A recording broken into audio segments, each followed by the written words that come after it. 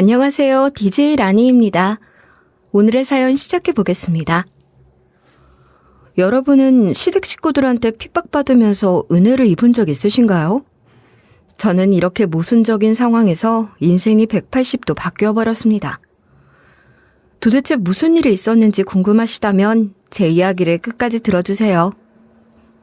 저는 길 가다가 흔히 만나볼 수 있는 40대 여성인데요. 전 평범하지만 참 행복한 여자예요. 그동안 결혼할 마음이 아예 없다가 좋은 남자를 만나서 결혼할 마음을 먹게 됐거든요. 올 예비 남편이랑 저는 증권회사에서 일하다가 친해진 사이인데 관심사도 비슷하고 성격이나 성향도 비슷해서 정말 이야기가 잘 통했어요. 예비 남편도 저랑 똑같이 결혼할 생각이 없어서 쭉 혼자 살다가 이직한 회사에서 저를 만나고 생각이 바뀌었다고 하더라고요. 그만큼 우리가 잘 맞았던 거겠죠. 이제 예비 남편이나 저나 결혼할 생각만 해도 마음이 들뜨는데 예비 시모가 문제였어요. 예비 시모가 저를 못마땅하게 생각하셨거든요.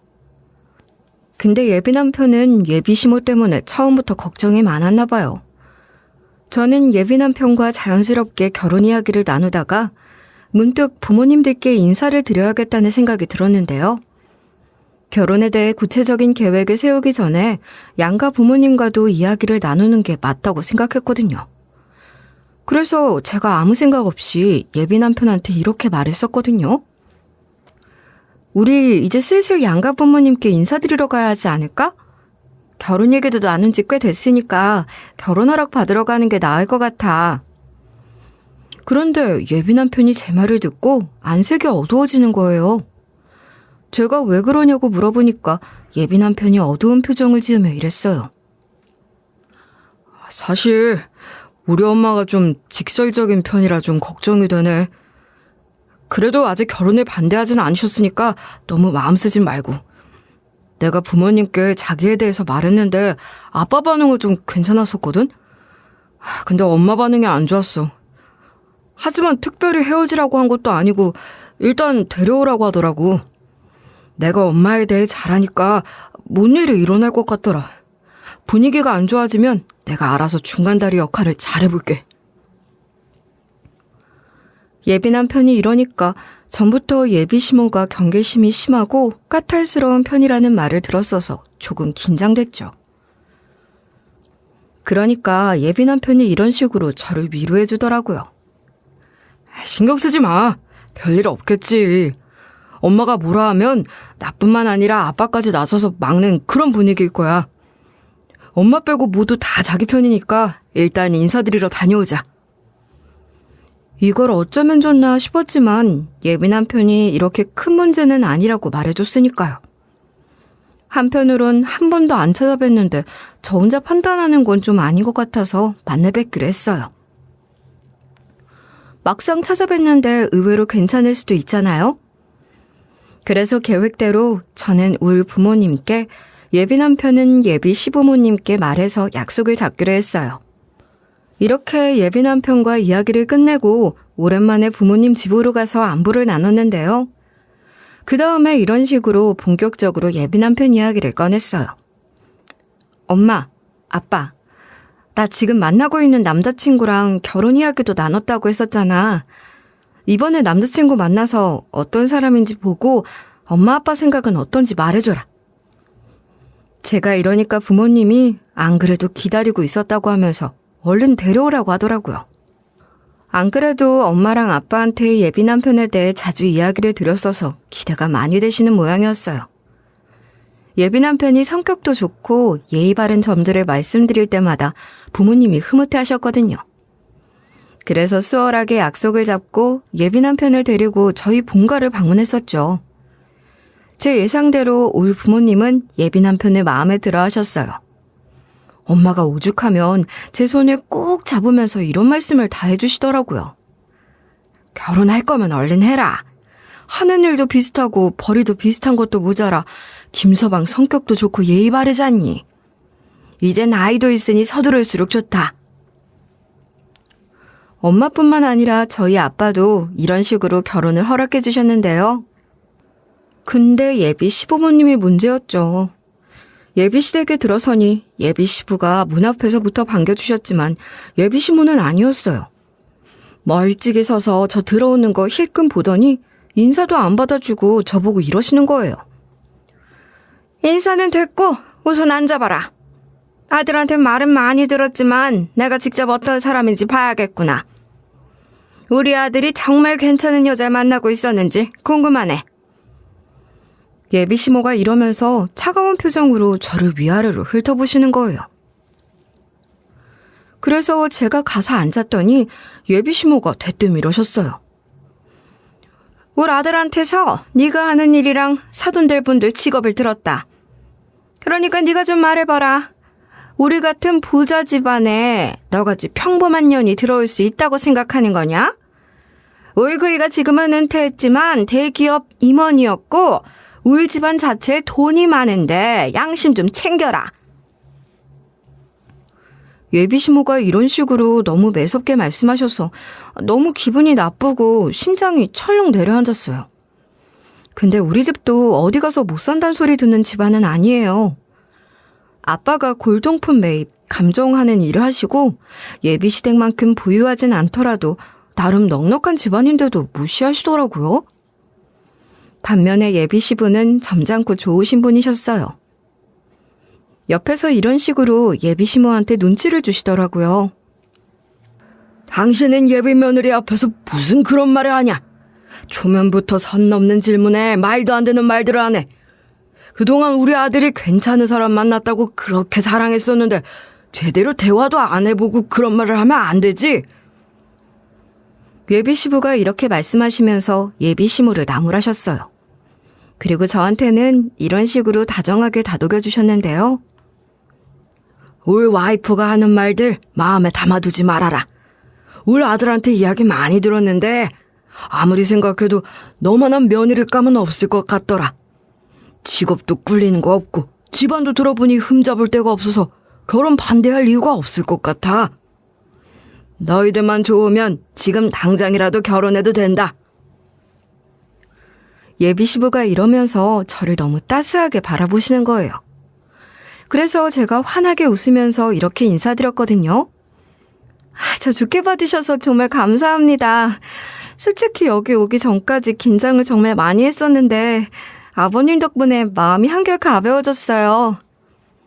이런 식으로 꾸벅 고개를 숙이는데 예비시모가 눈에 불을 켜고 노려보는 거예요.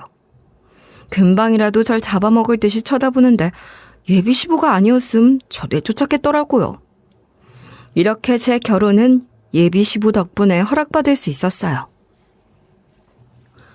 그런데 우리 결혼은 생각보다 그렇게 순탄치 않았죠. 예비시모가 제가 스스로 결혼을 포기하고 예비 남편과 헤어지게 만들기 위해 미친 짓을 했거든요. 도대체 무슨 짓을 했길래 미친 짓이란 표현을 썼냐고요? 모르는 번호로 전화가 와서 받아보니까 낯선 목소리가 이런 말을 건네더라고요. 저번에 본 적 있는데 내 목소리 기억하려나 모르겠다. 나 중원이 엄마다. 갑작스러워서 놀랐겠지만 할 말이 있어서 전화했어. 예비시모가 이러길래 너무 놀라서 아무 말도 못하고 핸드폰을 손에 꼭 쥐었어요. 가까스레 정신을 차리고 잔뜩 긴장한 채 이렇게 대꾸했었거든요. 네? 어머님이시라고요? 제 번호는 어떻게 알게 되신 거예요? 어머님이 이런 식으로 연락을 주실 줄은 꿈에도 몰랐는데 무슨 일로 전화 주신 거죠? 제가 이런 식으로 조심스럽게 물어보면서 안 좋은 예감을 온몸으로 느끼고 있었어요. 그런데 예비시모가 아무렇지 않게 이렇게 당당히 말하는 거예요. 네 전화번호는 우리 아들한테 물어봤다. 내가 너한테 할 말이 있어서 물어본 건데 갑자기 전화해서 불만이니? 내가 오죽했으면 이런 식으로 전화했겠어? 예비시모가 이렇게 너무나도 까칠하게 쏘아붙이길래 당황스러웠죠. 그래서 일단 이런 식으로 주절주절 말을 늘어놓긴 했는데요. 저한테 번호를 물어본 것도 아니고 오빠한테 갑작스럽게 번호도 물어보시고 저한테 전화한 이유가 뭐길래 그러시나요? 중원이 오빠 통해서 말씀해 주셔도 충분히 전달 드릴 수 있을 텐데 갑자기 전화 주셔서 놀란 것뿐이에요. 제가 이런 식으로 어리둥절한 마음을 감추지 못하고 있었어요. 그런데 예비시모 입에서 이런 뚱딴지 같은 말들이 쏟아져 나오는 거예요. 우리 아들한테 사실 여자가 있는 거 알고 있었니?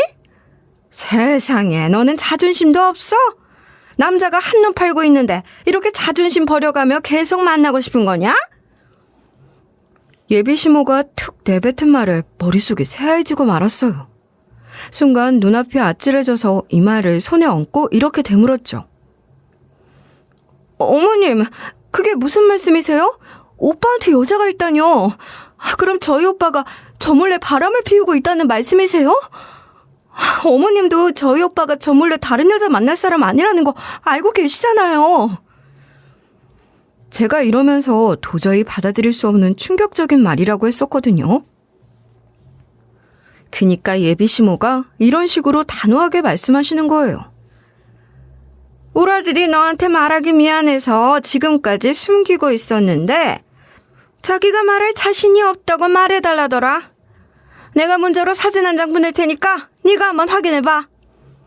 예비시모가 이렇게 말을 던진 다음에 전화를 뚝 끊어버리더라고요. 잠시 후에 문자가 와서 확인해보니까 사진이 와 있는 거예요. 그 사진은 다름 아닌 예비 남편이랑 어떤 여자가 뽀뽀하는 사진이었어요. 처음엔 당연히 너무 화가 나서 심장이 두근거렸는데 억지로 심호흡을 해가며 보니까 어라? 사진이 이상하네? 사진을 자세히 확대해서 살펴보니까 합성한 거더라고요. 예비시모가 일부러 예비 남편이랑 다른 여자가 뽀뽀한 사진을 합성해서 만든 거였어요. 아니, 근데 우리 예비시모 좀 머리가 멍청해요. 그 합성한 사진 중 예비 남편 쪽 사진 부분이 제가 아는 사진이었거든요. 예비 남편이랑 첫 번째 데이트할 때쯤일까요? 제가 그때 서로 사진 찍어주자고 했거든요. 그 당시엔 아직 직장 동료 관계였어요. 평소엔 퇴근 후에 밥 한 끼하고 술 몇 번 마시다가 처음으로 주말에 만났던 거였는데요. 예비 남편이 사진 잘 나왔다고 예비 시부모님께도 보내드리면서 자랑을 하더니 그 사진을 저장해서 이런 데 썼던 거예요. 그 당시에 사귀는 사이도 아니었으니까 예비 남편이 딱히 제 얘기도 안 했었거든요. 그래서 예비 시모는 아무것도 모르고 여자 사진을 눕기 따서 예비 남편 옆에 합성한 거였어요. 마치 단둘이 데이트한 것처럼 말이죠. 그래서 제가 이거 보고 엄청 비웃으면서 제가 예비 시모께 다시 전화를 걸었어요. 예비 시모가 기다렸다는 듯이 바로 전화를 받고 엄청 밝은 목소리로 이러시는 거예요. 내가 보낸 사진 봤냐? 우리 아들이 다른 여자 만나고 있는 거 두 눈으로 똑똑히 봤지? 그러니까 나도 이제 마음 접고 우리 아들이랑 헤어져라. 예비 시모 목소리가 묘하게 들뜬 게 얼른 저를 떨쳐내고 싶어 하는 게 다 보이더라고요. 그래서 제가 이런 식으로 전곡을 한번 찔러봤는데요. 네, 어머님 말씀대로 사진 확인해 봤는데요. 어머님, 혹시 사진 합성하셨어요? 어머님이 지금 보낸 사진이 무슨 사진인지는 알고 계세요?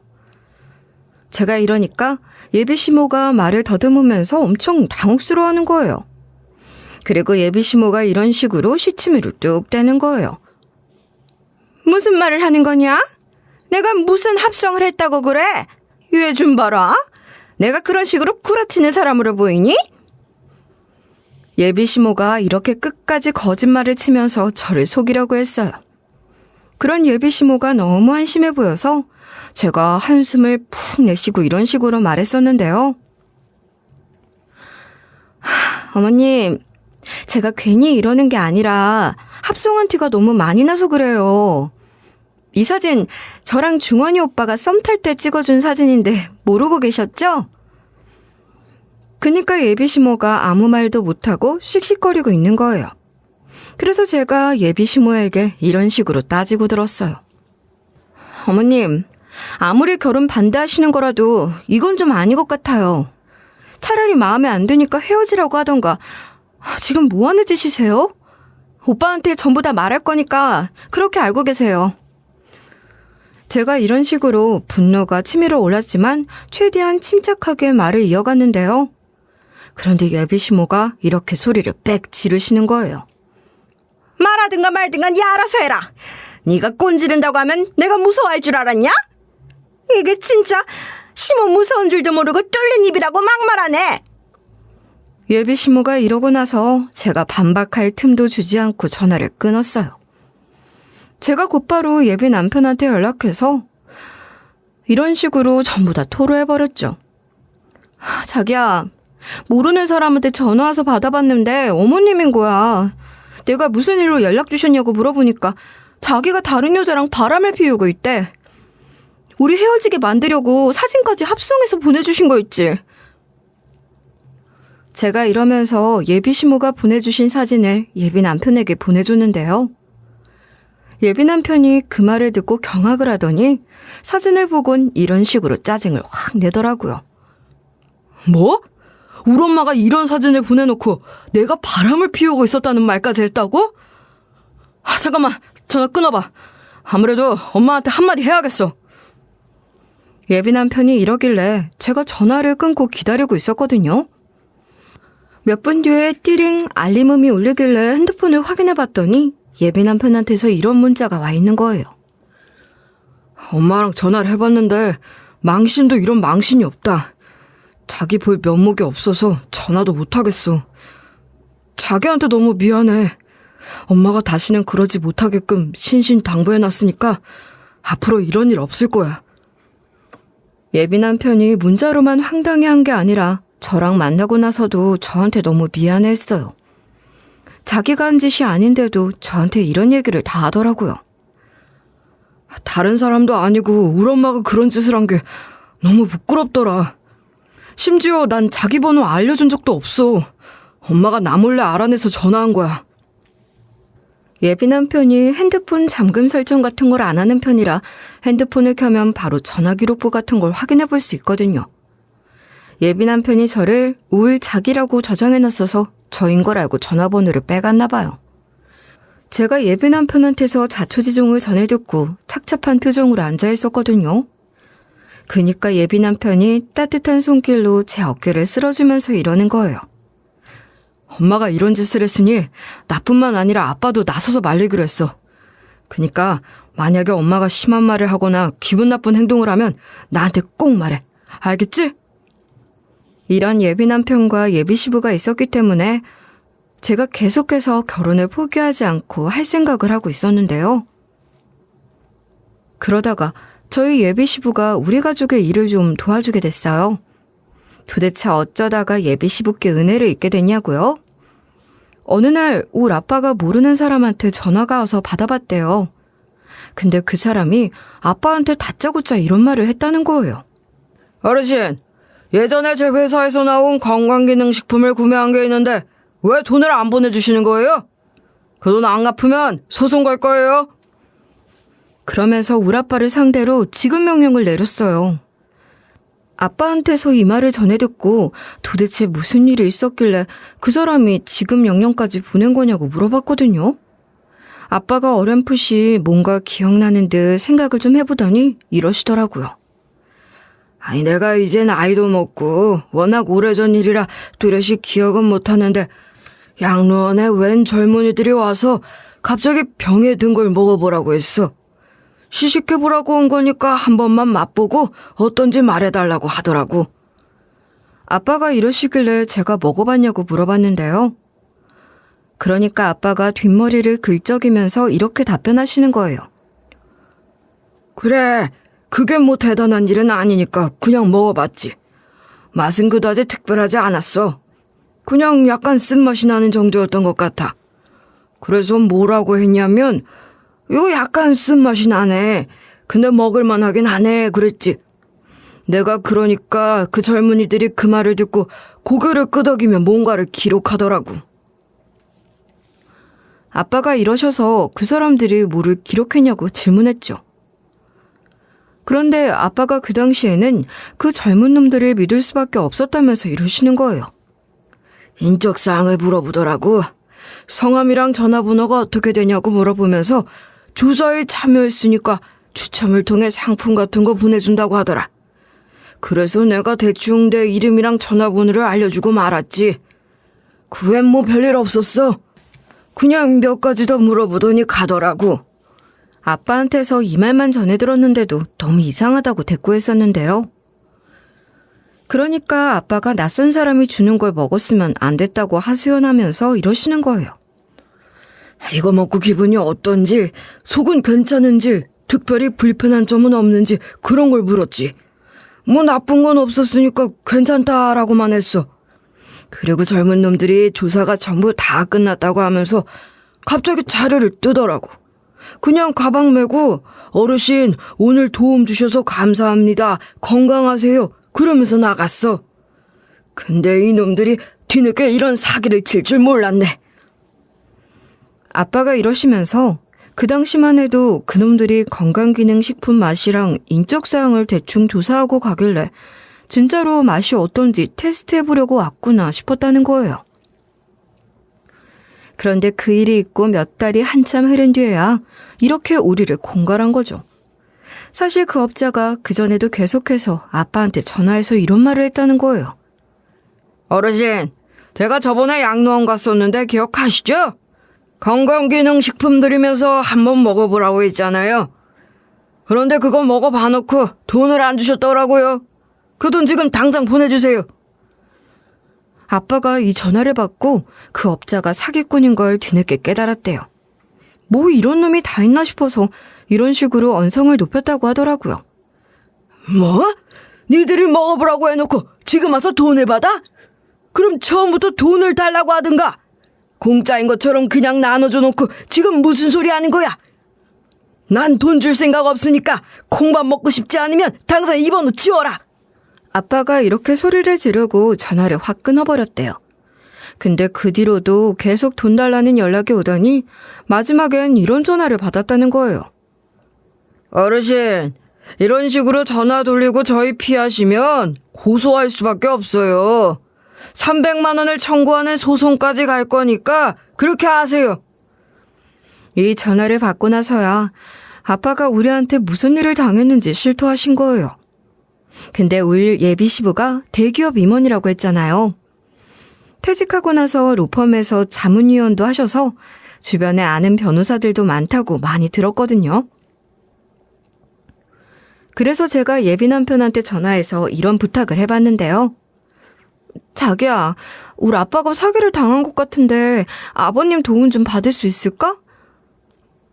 저번에 자기한테 아버님이 대기업 임원이셔서 지인 중에 법조인이 많다고 들었거든. 제가 이러면서 아빠가 양로원에서 건강기능식품을 먹었다가 돈을 달라는 요구를 받았다고 했는데요.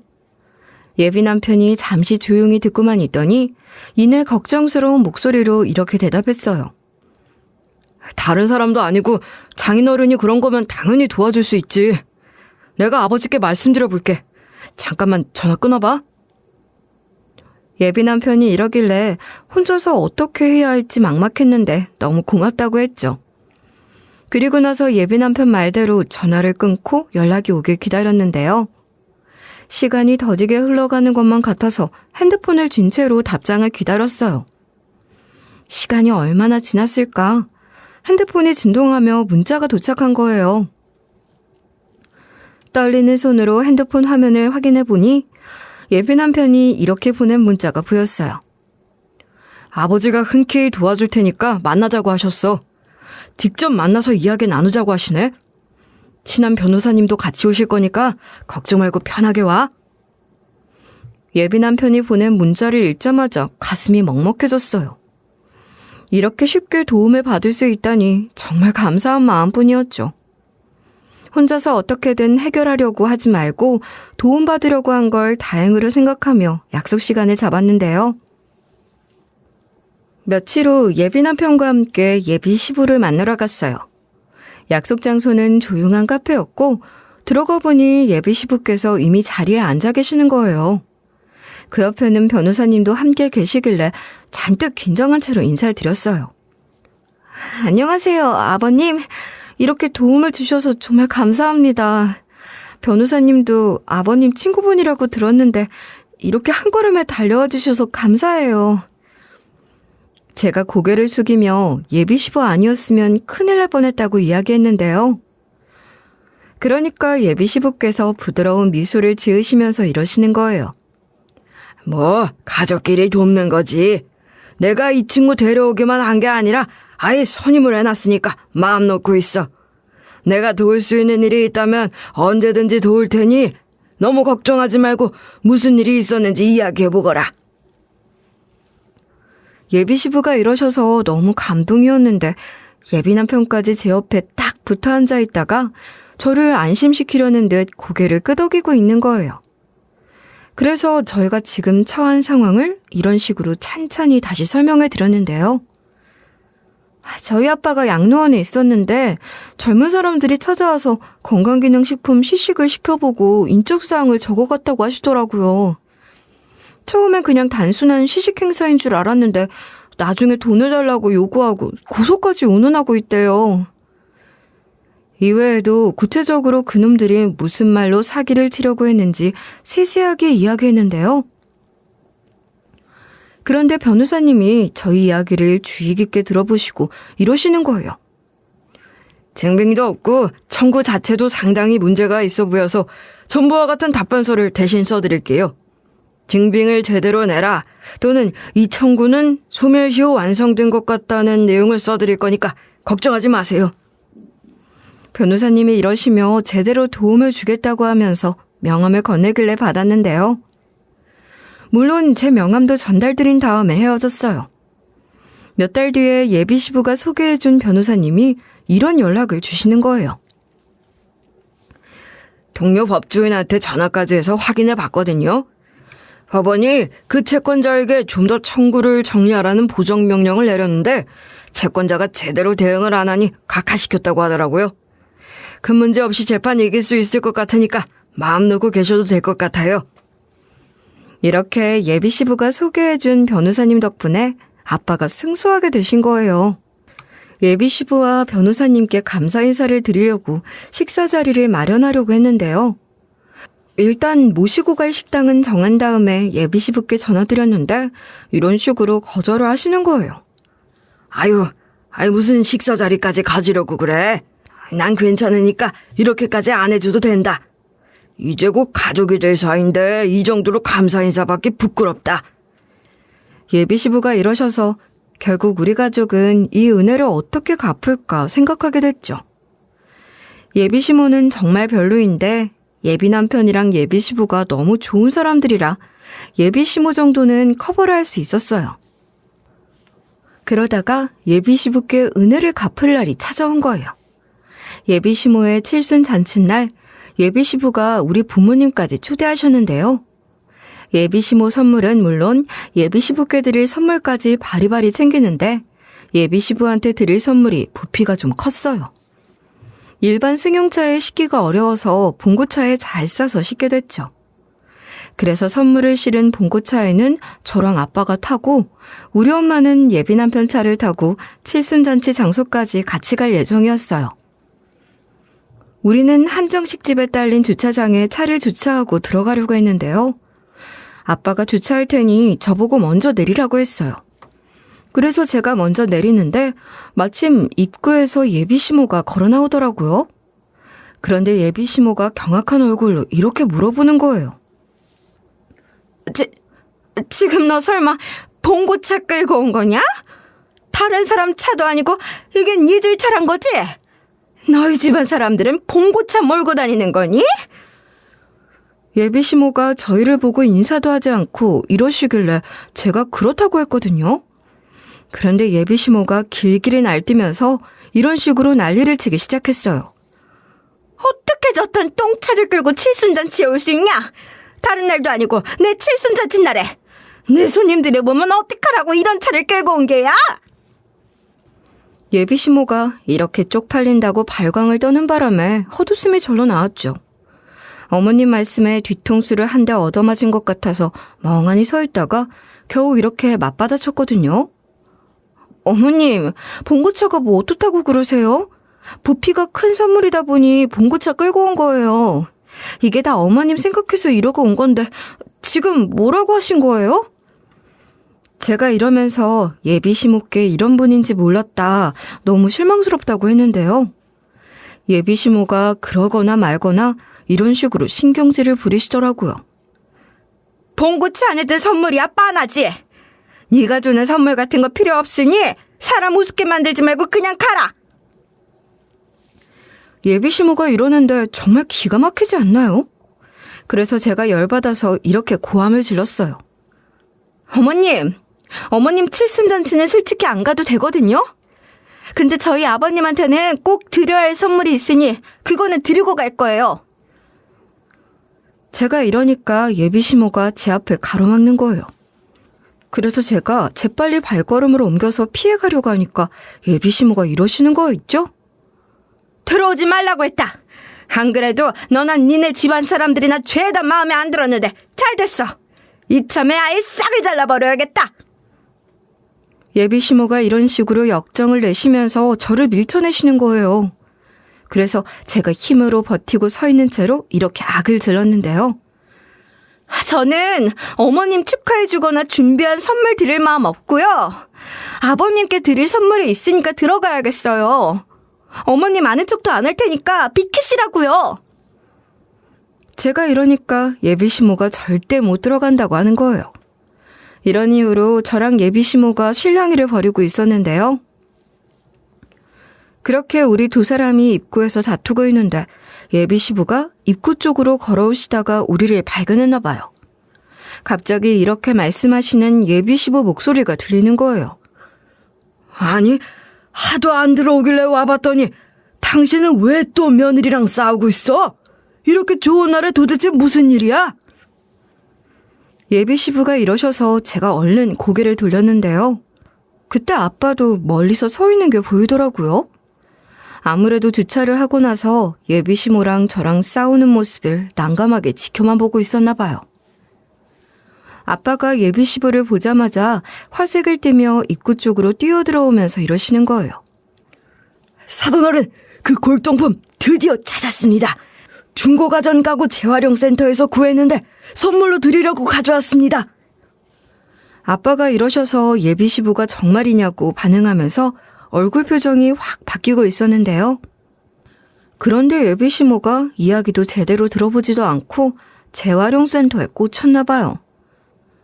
바로 이런 식으로 어이없다는 듯이 외치기 시작하더라고요. 아니, 지금 뭐라고 말씀하시는 거예요? 저희 바깥 양반한테 드릴 선물을 재활용센터에서 샀다고요? 어디서 쓰레기 같은 걸 주워온 거야? 아무리 골동품 파는 집안이라지만 너무하신 거 아니에요? 그러자 우리 예비 시부가 열받아서 예비 시모 뺨을 때렸어요.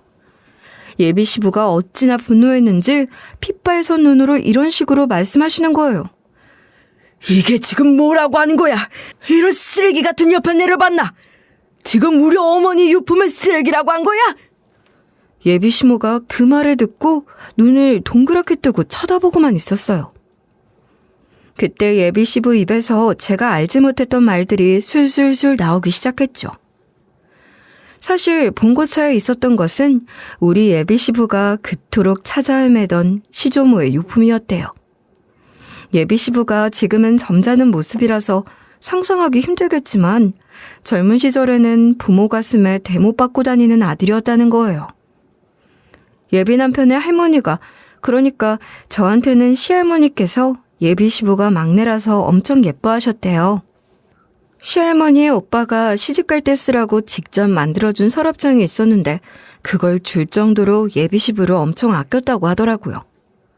그런데 예비 시부가 3살 때 예비 시할머니의 오빠가 세상을 떠났대요. 그러니까 하나뿐인 친오빠의 유품을 다른 자식들이 아닌 우리 예비 시부께 드릴 정도로 예비 시부를 정말 소중하게 생각하셨던 거죠.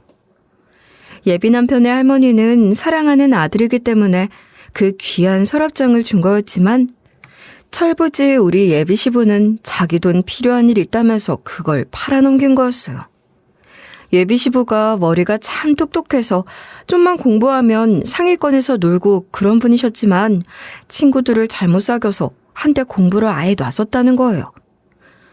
그때 술, 담배는 기본으로 하고 무면허로 오토바이도 운전하고 다녔었는데 사고를 냈었대요. 그 당시에 속도를 별로 내지 않아서 찰과상 정도의 경미한 부상이었는데 사고를 당한 피해자가 예비 시부가 미성년자의 무면허인 걸 눈치챘었다고 하더라고요. 예비 시부의 친구분들이 나이가 어려서 눈치 없이 이렇게 속닥였다는 거예요. 네 면허도 없는데 어떡해. 니네 아버지가 알면 큰일 나는 거 아니야? 너네 아버지한테 저번처럼 내 핑계 대면 안 된다. 친구놈이 이러면서 예비 시부 옆구리를 쿡쿡 찔렀대요. 그때부터 피해자가 갑자기 드러눕더니 이런 소리를 짓거렸다고 하더라고요. 아, 나 죽겠다. 아이고, 아파라. 놀라서 아픈지도 모르고 있다가 이제 아프네. 니놈들 얼굴 낯짝 보아하니 미성년자인 것 같고 무면허일 것 뻔하다. 나도 한때 막 놀아서 니들이 사고 난 거 숨겨야 하는 거 다 알거든. 그러니까 합의금 퉁치자. 지금 병원비 안 주면 원래 절차대로 경찰에 신고해서 네 부모한테 연락하게 할 거다. 교통사고 피해자가 갑자기 이러니 나이가 어렸던 예비 시부가 진땀을 흘렸다는 거예요. 예비 시부는 아버지, 그러니까 저한테는 시할아버지가 너무 무서워서 이래버렸대요. 저희 아버지가 알면 저 가만 안 둘 거예요. 제발 경찰에는 신고하지 말아주세요. 제가 지금은 돈이 없어서 그런데 시간을 좀만 주시면 금방 합의금 구해올게요. 예비 시부가 이러니까 그 피해자가 며칠만 딱 주겠다고 보내줬다고 하더라고요. 그래서 예비 시부가 시할머니의 서랍장을 팔아버리고 그 돈을 그놈한테 줘버린 거예요. 예비 시부가 그래놓고는 시할머니께는 이런 식으로 진실을 털어놓았대요. 엄마, 내가 무면허로 사고를 내서 서랍장을 판 돈을 줬으니 아버지한테는 말하지 말아줘. 만약에 아버지가 서랍장이 사라진 걸 알아채고 서랍장 어디 갔냐고 물어보면 엄마가 급전이 필요할까봐 팔아줬다고 해줘. 예비 시부가 이렇게 말하긴 무섭게 시할머니가 쓰러지셨다고 하더라고요. 그 당시 독립해서 따로 살고 있던 예비 시부는 몰랐지만 시할머니 몸 상태가 안 그래도 안 좋았는데 숨기고 있었대요. 결국 시할머니께서 몸져 눕게 됐고 그러다 세상을 떠나셨다는 거예요. 시할머니는 세상을 떠나면서도 너무나 애절하게 이런 말씀을 남기셨대요. 아들아, 그 서랍장을 꼭 다시 찾았으면 좋겠다. 내가 진짜 소중하게 생각하는 서랍장이야. 우리 오빠 유품이니 제발 다시 구해다 줘. 무슨 일이 있어도 그 서랍장만큼은 내 무덤까지 가져가고 싶었다. 예비 시부가 그 유언을 듣고서 펑펑 울면서 후회했다고 하더라고요. 그렇게 예비 시부는 골 때리고 부모 속썩이던 행동을 싹 다 청산하고 그 뒤로 다른 사람이 돼서 전처럼 열심히 성실히 일해서 좋은 대학에도 들어가고 대기업 임원까지 된 거예요. 예비 시부는 열심히 일하는 도중에도 시간이 날 때마다 사진을 들고 그 서랍장을 찾으러 다녔대요. 예비 시부가 집에서 찍은 사진이 있는데 그 사진에 시할머니가 소중하게 생각하던 서랍장도 찍혀 있었거든요. 제가 예비 남편한테서 그 말을 듣고 우리 아버지가 사기꾼한테 돈 뜯길 뻔한 걸 도와준 은혜를 갚으려고 했어요. 그래서 우리 가족들한테 예비 시부가 예전에 이런 일이 있어서 서랍장을 찾고 있다고 말했는데요. 그 뒤로 저뿐만 아니라 우리 가족들 전체가 서랍장을 찾아보려고 했는데 찾을 길이 없더라고요. 근데 오랫동안 못 찾고 있던 그 골동품을 골동품 전문가인 우리 아빠가 그걸 찾아준 거예요. 우리 아빠가 제 이야기를 듣고 예비 시부 찾아가서 도와드리겠다고 하고 사진 받아와서 전국을 돌아다니면서 열심히 그 서랍장을 찾아냈던 거죠. 하지만 눈치 없는 예비 시모가 쓰레기 가져왔냐고 난리를 치니까 열받은 예비 시부가 싸대기를 날려버린 거예요. 예비 시모는 어머니 유품이라는 소리를 듣자 그제야 안절부절 못하고 예비 시부는 우리가 준 유품을 보고 눈물을 흘리면서 기뻐하셨어요. 그래서 제가 예비 시모 꼴 받으라고 이런 식으로 농락을 해버렸죠. 아버님, 봉고차 타고 지금 당장 시댁에 가져다 놓을까요? 어차피 어머님이 저희 집안 보고 칠순잔치 참석하지 말랬거든요. 똥차 끌고 왔다고 하면서 저희를 아주 개무시하던데요. 제가 이렇게 예비 시모 때문에 쌓인 마음속 화를 표출해버렸는데요. 그러니까 예비 시부가 획 몸을 돌려 예비 시모에게서 등진 채로 이러시는 거예요. 그러자. 나도 이런 사람 칠순잔치에 참석할 생각 없다. 당신 혼자 칠순잔치 잘 즐기고 와. 우리는 다 같이 집으로 돌아가자. 그 말을 듣자마자 핸드폰을 꺼내서 엄마한테 연락을 했죠.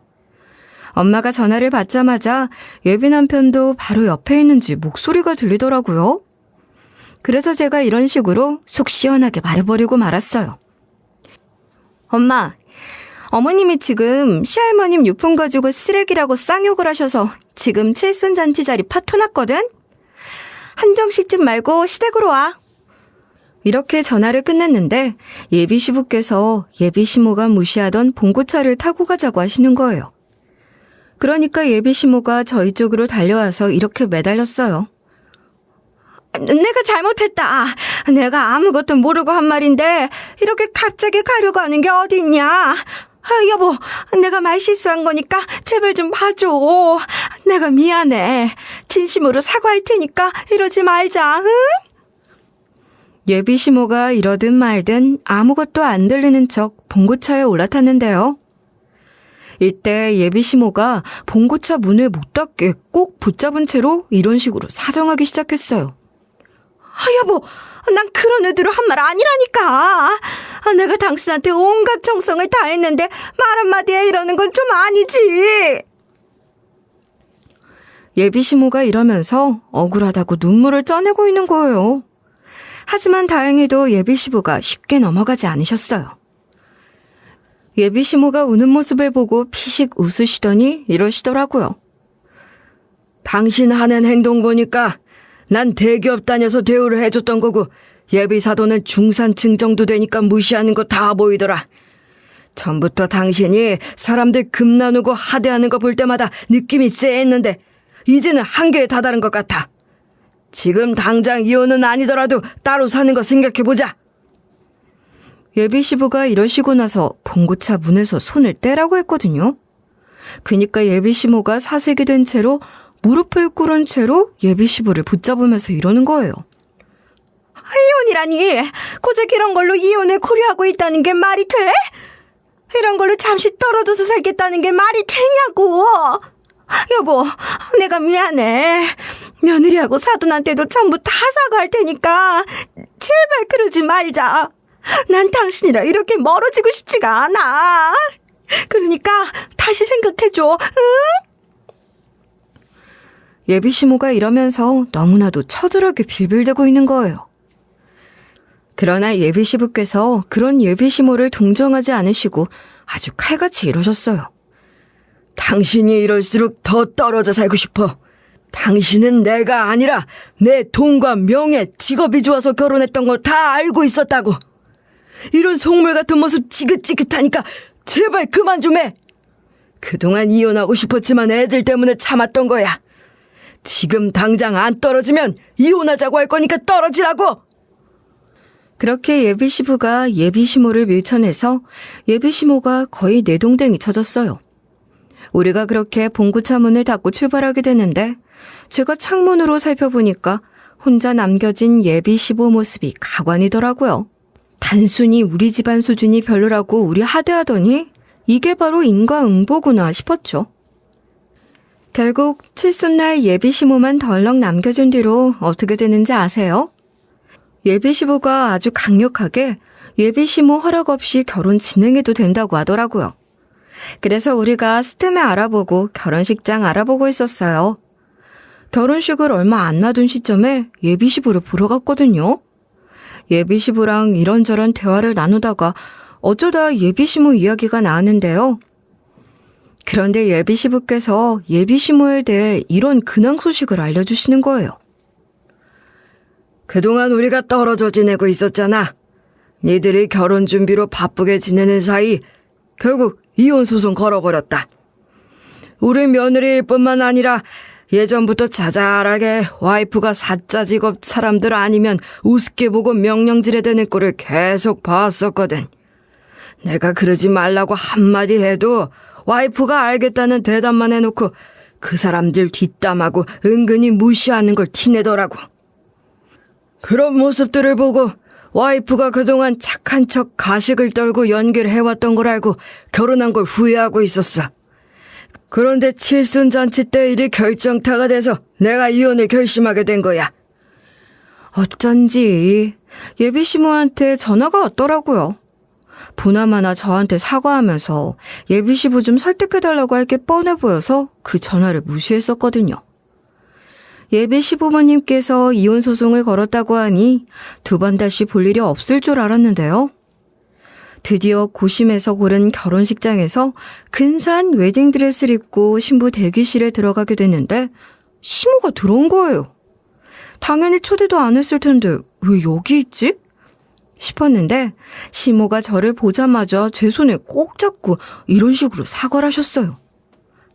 며느라, 결혼 축하한다. 내가 결혼 반대한 주제에 이렇게 찾아와서 정말 미안하지만 며느리 너한테 진심으로 사과하고 싶어서 온 거야. 너네 집안 무시한 건 미안하다. 칠순잔치 자리에서도 봉고차 타고 왔다고 막말한 것도 할 말이 없어. 제발 용서해다오. 예비 시모가 이러면서 또 악어의 눈물을 흘리시는 거예요. 그래서 제가 예비 시모 눈을 똑바로 쳐다보면서 이런 일침을 날렸죠. 어머님, 진짜로 미안한 거 맞으세요? 아버님께 다시 잘 보여서 살림 합쳐보려고 이러시는 거죠?